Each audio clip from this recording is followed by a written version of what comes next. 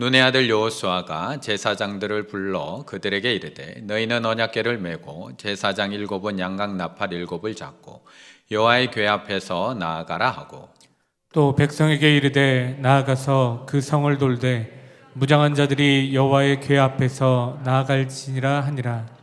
여호수아가 백성에게 이르기를 마침에 제사장 7은 양각 나팔 7을 잡고 여호와 앞에서 나아가며 나팔을 불고 여호와의 언약궤는 그 뒤를 따르며 그 무장한 자들은 나팔 부는 제사장들 앞에서 행진하며 후군은 궤 뒤를 따르고 제사장들은 나팔을 불며 행진하더라. 여호수아가 백성에게 명령하여 이르되 너희는 외치지 말며 너희 음성을 들리게 하지 말며 너희 입에서 아무 말도 내지 말라. 그리하다가 내가 너희에게 명령하여 외치라 하는 날에 외칠지니라 하고 여호와의 궤가 그 성을 한 번 돌게 하고 그들이 진영으로 들어와서 진영에서 자니라. 아멘. 한 번 더 인사 나누실까요? 슬람맘말람. 네, 저녁 인사입니다. 슬람맘말람. 원래 그 미국 일주일 갔다 온 사람 혀가 제일 꼬이는 것처럼 3박 5일 제가 말레이 갔다 왔다고 제가 지금 2개 사용했습니다. 지금 입고 있는 이 안에 있는 옷은 바틱이라는 그 원주민들 전통 의상입니다. 원래는 이거 벗고 이제 요것만 입어야 되는데 한국이 춥네요. 네. 그것은 따뜻해서 이것만 입고 이제 설교하고 예배 드렸고요. 오늘 순서 맡은 두 분도 안에 입고 계신 게 다 이 바틱입니다. 색상이 달라서 그렇지 다 이 바틱을 입고 그날 저희가 예배 드렸고 오늘도 이렇게 순서를 감당하고 계십니다. 오늘 우리가 읽은 본문은 여리고성 이야기입니다. 우리가 너무나 잘 알고 있는 무너뜨릴 수 없는 난공불락의 성 여리고. 고고학 기술이 발달하면서 과거의 여리고성이 어떠했는지에 대한 연구들이 계속해서 나오고 있습니다. 그 성이 얼마나 무너뜨리기 힘든 성이었는지 이제 고고학 연구를 통해서 우리에게 계속 알려지고 있습니다. 지금의 건축 기술로 보면 당시에 아무리 난공불락의 성이라고 해도 별거 아닐 수 있지만 하지만 당시 출애굽 당시의 그 여리고성은 아무도 무너뜨릴 수 없는 그런 성이었습니다. 성벽이 하나로 된 것이 아니라 외벽과 내벽 2개로 그 성을 감싸고 있습니다.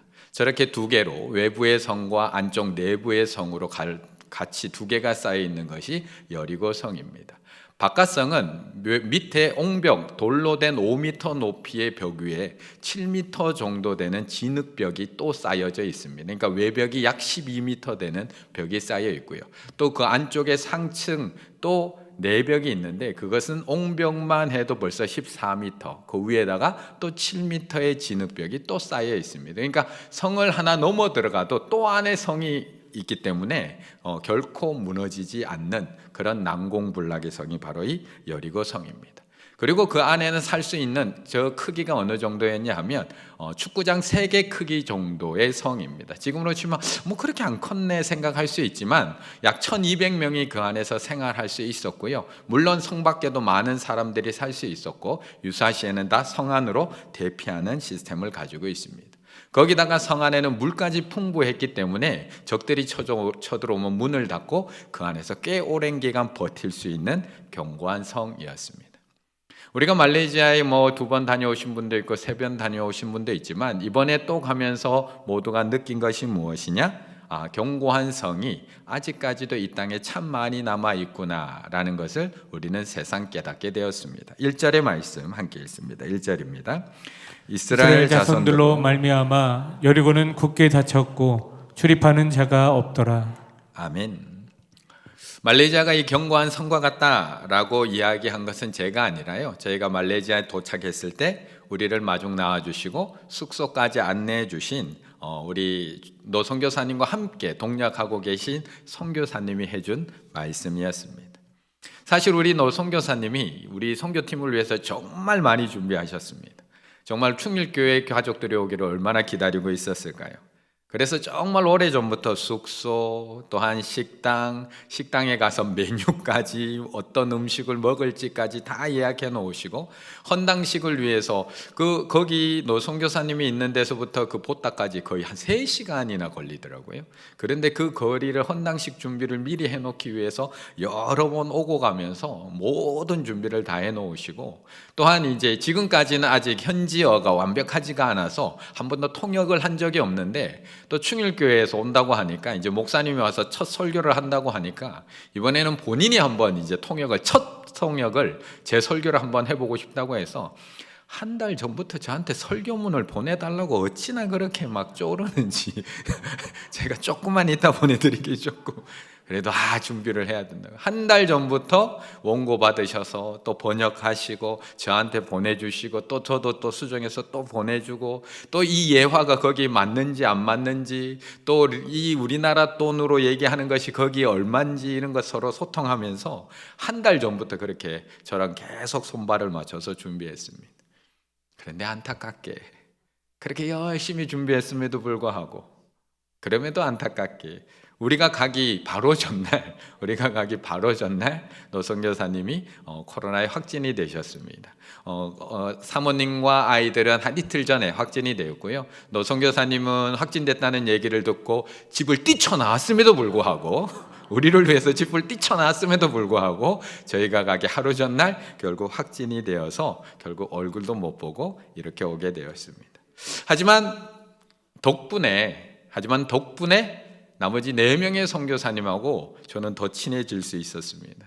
동역하시는 그 4분의 선교사님이 우리 노 선교사님을 대신해서 날짜와 일정별로 다 나누어서 첫째 날, 둘째 날은 어떤 선교사님, 또한 셋째 날, 넷째 날은 어떤 선교사님, 마지막 배웅은 또 어떤 선교사님 딱 맞춰서 딱 나오셔서 녹은 선교사님 미리 준비해 놓은 것들 하나도 차질 없이 그렇게 잘 진행해 주셨습니다. 그 가운데 그 선교사님들 가운데 제일 처음에 나오셨던 선교사님이 김 선교사님이라는 부부인데 그곳에 간 지 무려 17년이 된 그런 선교사님이었습니다.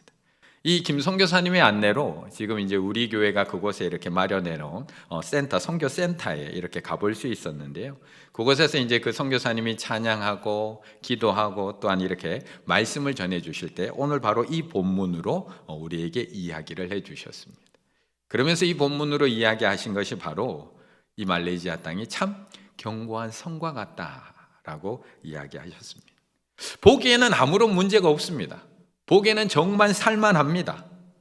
동남아에 있는 어느 나라보다 말레이시아가 정말 살만한 나라더라고요.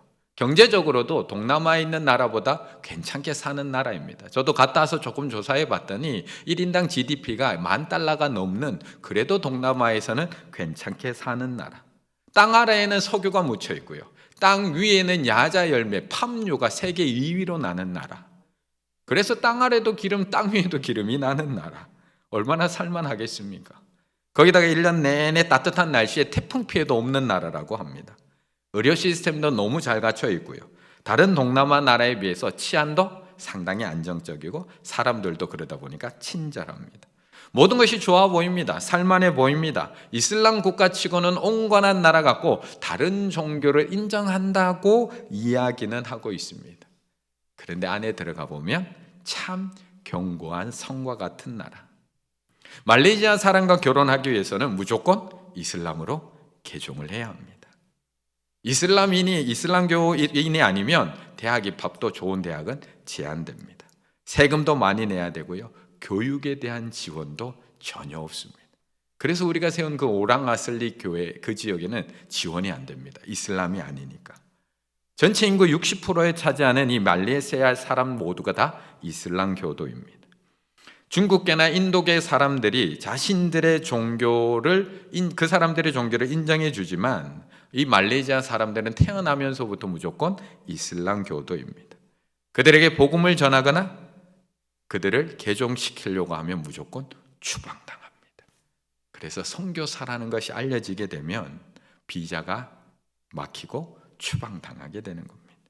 이처럼 말레이시아는 우리 눈으로 보기에는 평안하고 안정적이고 살기 괜찮은 나라처럼 보이지만 영적인 눈으로 보기에는 이 여리고와 같은 견고한 성이라는 겁니다. 그래서 그곳에 계신 선교사님뿐만 아니라 이번에 간 우리 모두도 함부로 말할 수 없었고요. 모두 침묵하며 조용히 그 땅을 돌고 돌아왔습니다. 10절의 말씀 함께 읽습니다. 10절입니다. 여호수아가 백성에게 명령하여 이르되 너희는 외치지 말며 너희 음성을 들리게 하지 말며 너희 입에서 아무 말도 내지 말라. 그리하다가 내가 너희에게 명령하여 외치라 하는 날에 외칠지니라 하고. 아멘. 선교지에 나간 사람이 복음 전하고 싶은 것이 당연한 거 아닌가요? 선교지에 나가 있는 선교사님들, 또 이번에 우리 단기 선교팀들 누구나 선교지 나가면 마음껏 복음 전하고 싶고 찬양하고 싶고 예수 그리스도 이름 전하고 싶은 것이 우리들의 마음입니다.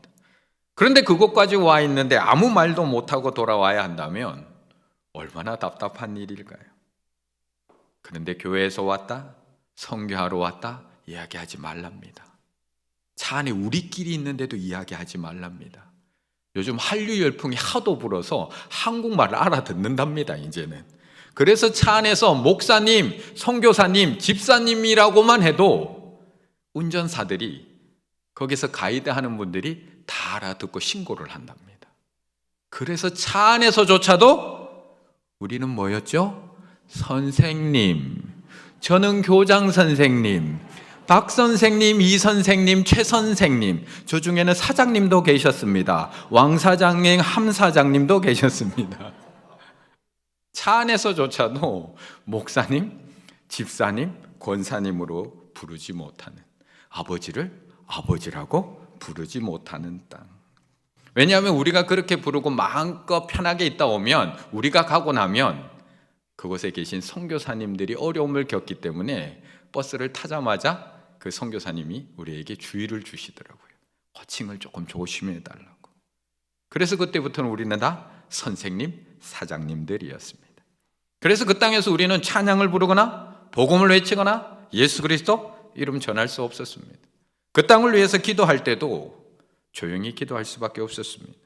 오늘 이스라엘 백성들이 여리고를 돌면서 침묵하며 돌을 수밖에 없었던 것처럼 우리도 그럴 수밖에 없었습니다. 셋째 날에는 페낭힐이라는 페낭 전체가 둘러 보이는 그 산 꼭대기에 올라갔을 때도 그곳에서 그냥 그 위를 이렇게 전망대를 돌면서 침묵하며 기도하고 내려올 수밖에 없었습니다. 달랑 3박 5일입니다. 저희들 달랑 3박 5일 다녀온 저희들도 침묵하며 도는 것이 그렇게 답답하고 힘든데 매번 실수했잖아요. 그렇게 부르지 말라 그래도 목사님, 그렇게 부르지 말라 그래도 집사님, 그냥 툭툭 튀어나오거든요. 그런데 지금 7년째 나가서 선교하고 있는 노 선교사님은 얼마나 답답할까요? 17년째 거기서 선교하고 있고 22년째 그 땅을 조용히 돌고 있는 선교사님들은 얼마나 힘들까? 마음껏 외치지도 못하고 조용히 다가가서 마음을 열어야 되고 복음으로 그들의 마음을 물들여야 하는 선교사님들은 얼마나 답답할까? 오늘 이스라엘 백성들은 마찬가지 아닐까요? 우리가 생각할 때는 그냥 돌면 되지, 힘든 일 시킨 것도 아니고 그냥 말 안 하는 건데 그냥 말 없이 돌면 되지 라고 이야기할 수 있지만 정말 가장 쉬운 걸까?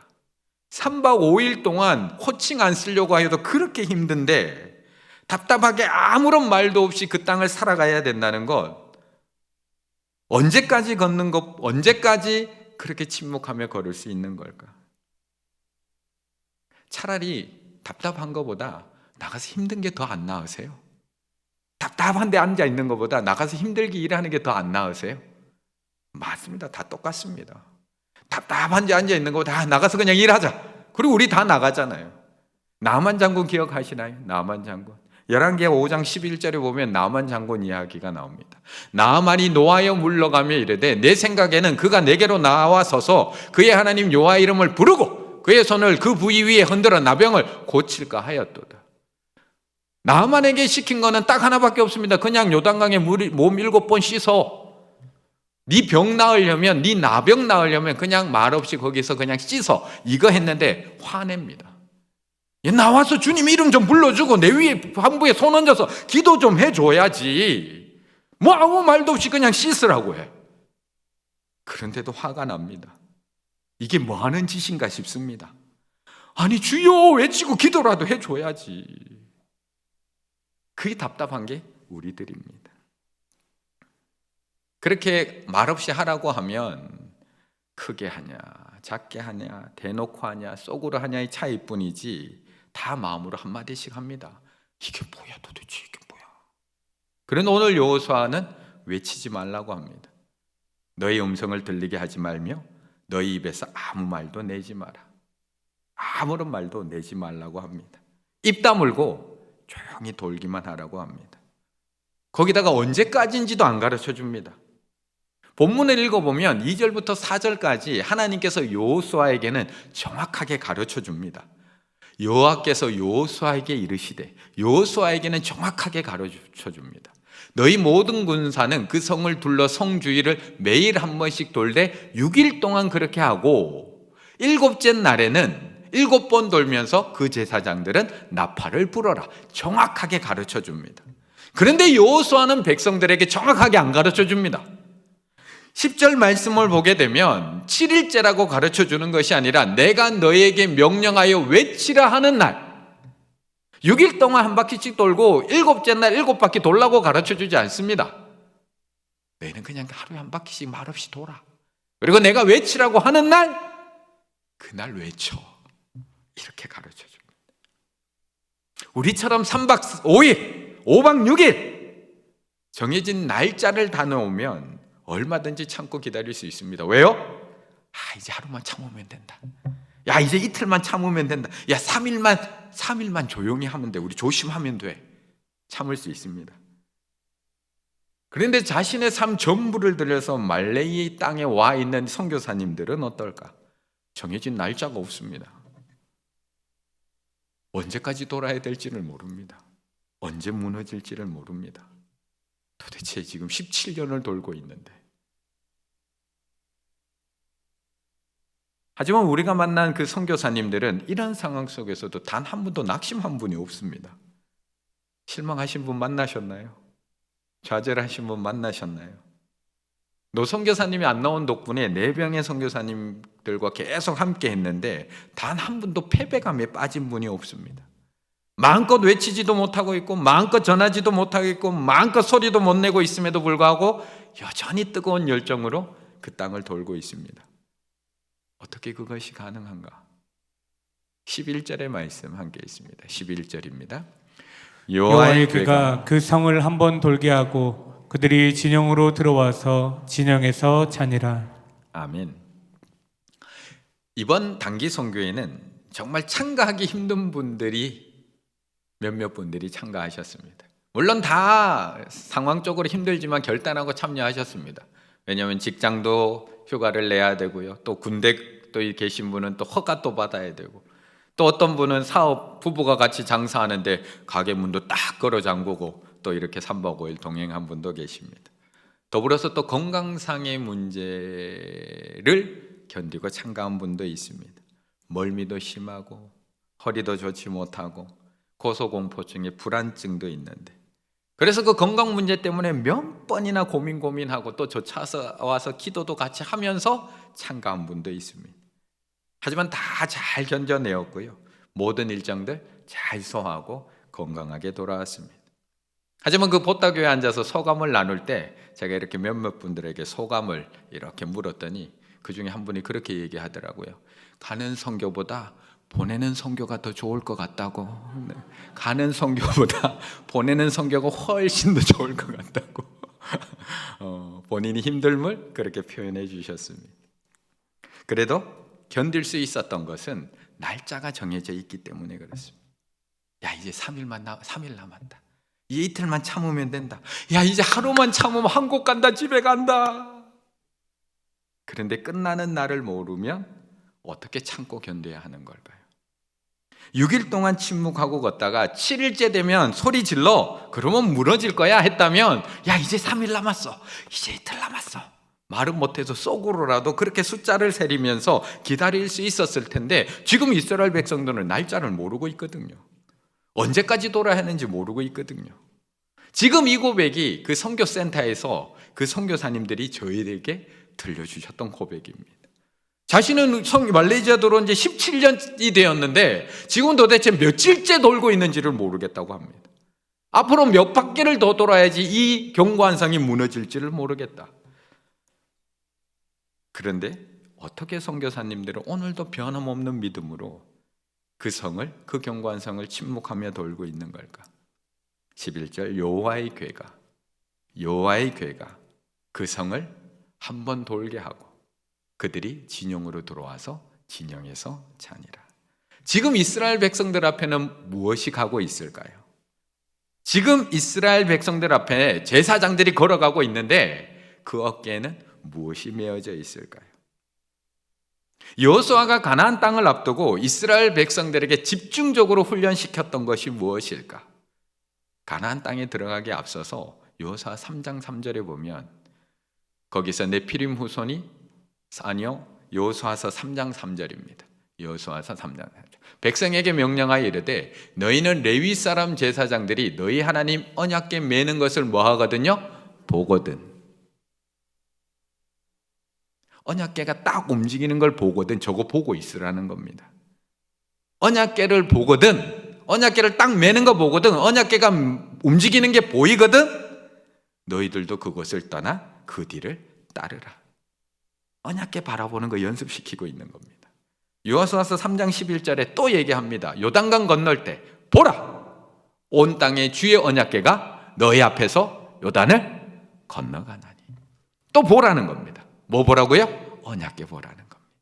다른 거 보지 말고 앞에 가고 있는 언약궤만 봐. 딴 거 보지 말고 그것만 바라보고 따라가. 그거 훈련시키고 있는 겁니다. 언약궤 보고 따라가는 것. 언약궤가 보이거든 너희 있는 그곳을 떠나서 따라가라는 겁니다. 언약궤가 보이거든 요단강 보지 말고 언약궤 보고 요단강 들어가라는 겁니다. 그리고 오늘 여리고 돌 때도 마찬가지입니다.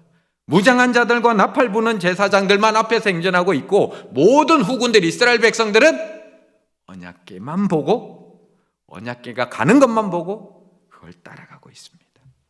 왜요? 다른 것 보는 순간 멈추거든요. 다른 것 보는 순간 못 가거든요. 다른 것 보는 순간 39년 전 일 안 떠오르시나요? 이스라엘 백성들 39년 전에 민수기 아까 잠깐 잘못 떴던 거 민수기 13장 33절 거기서 잘못 봤잖아요. 거기서 네피림 후손인 아낙 자손의 거인들을 보았나니 뭘 봤다고요? 거인들 봤다고요. 12명의 정탐꾼 보내놨더니 10명이 보고 온 게 거인들 봤다는 거예요. 그리고 우리는 스스로 보기에도 메뚜기 같이 보았다요. 그들이 보기에도 그와 같을 것이래요. 그래서 들어갔어요? 못 들어갔어요? 못 들어갔잖아요. 거인들 보고도 못 들어갔는데 이 거대한 성을 봤다면 못 걷죠. 만약 이번에도 견고한 성을 보고 걸었다면 과연 그들의 입이 침묵할 수 있었을까요? 안악자손 거인 보고도 포기한 사람들이 그 거대한 성을 보고 계속 걸을 수 있었을까요? 17년 동안 선교를 하는데도 조금의 변화도 일어나지 않는 말레이시아 땅을 보고 선교했다면 과연 이 선교사님들 내년도 선교할 수 있을까요? 그래서 하나님은 여리고성 보지 말고 앞서가는 하나님에게 언약궤를 보라고 말씀하고 있는 겁니다. 결코 무너지지 않을 것 같은 이슬람의 견고한 성 보면 실망할 수밖에 없습니다.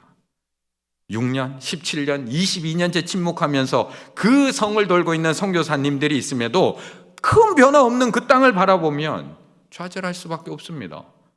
선교에서 뭐해?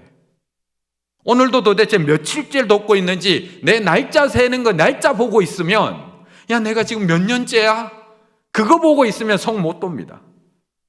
선교사역이 점점 열리고 확장되는 것이 아니라 점점 힘들어져 가고 있고 비자 받기가 점점 어려워져 가고 있는 지금 상황 바라보면 말레이시아 이 견고한 성 못 돕니다. 하지만 우리의 선교사님들이 오늘도 매일매일 침묵하며 이 견고한 성을 돌 수 있었던 것은 하나님이 바라보라고 하신 약속의 말씀 때문이고 하나님이 바라보라고 하신 예수 그리스도를 바라보았기 때문이고 하나님이 바라보라고 하신 그 땅에 있는 그 어린아이 한 영혼을 바라보았기 때문입니다.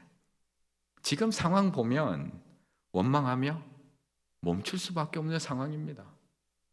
우리 노경객 선교사님 비자 문제 해결하려고 교회에서 참 많이 노력을 했습니다. 지금은 단기 비자인데 장기 비자로 하려고 선교부에서 정말 많이 노력했는데 코로나가 딱 터지면서 선교 그 비자 조건이 너무 까다로워지고 달라져서 또 장기 비자가 안 됐습니다. 이런 상황 바라보면 못 돕니다. 그 성. 이번에 헌당식을 하고 돌아온 이 보따 교회를 직접 건축한 이제 노 선교사님이 중간에서 이제 브릿지 역할을 해주셨고요.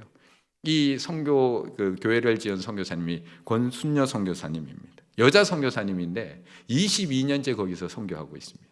22년 동안 선교하면서 36개의 교회, 저희 보따 교회가 36번째 건축한 교회입니다. 그런데 이 선교사님이 하신 말씀이, 저에게 하신 말씀이 이 땅 반드시 무너질 거랍니다. 말레이시아 땅 반드시 무너질 거랍니다.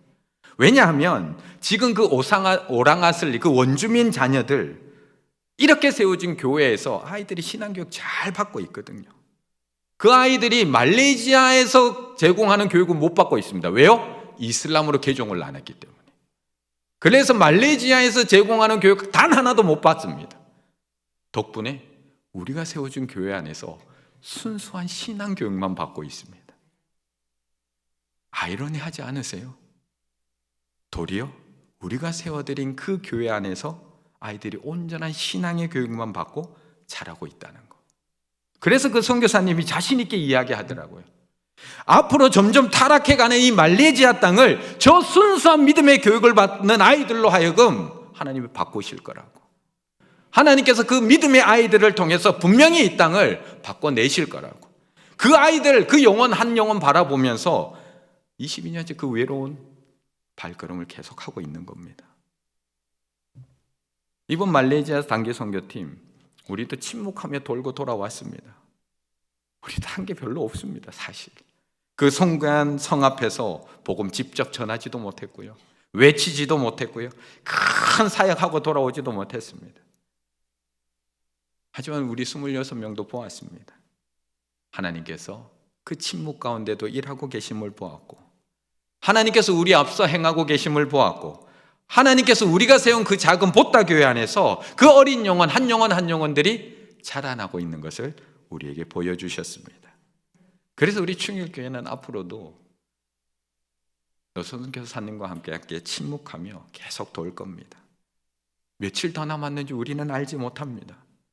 우리는 계속 기도하면서 그 언약의 말씀을 바라보며 우리는 계속하며 침묵하며 돌 겁니다. 노선교사님은 앞서 나팔을 들고 가는 제사장의 역할을 할 거고, 우리는 언약궤 뒤에서 하나님의 약속을 바라보고 그 살아나는 어린 영혼 한 영혼 한 영혼 바라보며 또 돌 겁니다. 그렇게 우리가 돌고 돌 때 하나님이 정하신 날이 되면 어떤 일이 일어날까요? 20절의 말씀 우리 다 함께 힘차게 한번 읽어볼까요? 시작! 이에 백성은 외치고 제사장들은 나팔을 불며 백성이 나팔 소리를 들을 때에 크게 소리 질러 외치니 성벽이 무너져 내린지라. 백성이 각기 앞으로 나아가 그 성에 들어가서 그 성을 점령하고. 아멘. 앞서서 일하고 계신 하나님만 바라보시며 한 걸음 한 걸음 걸어 나가실 때 결코 무너지지 않을 것 같은 그 견고한 성 말레이시아 땅도 자라난 그 영혼들을 통해서 하나님께서 무너뜨리고 바꾸어 가실 줄로 믿습니다. 믿음의 발걸음을 끝까지 함께 걸어가시는 우리 충일의 가족들 다 되시기를 간절히 바라겠습니다.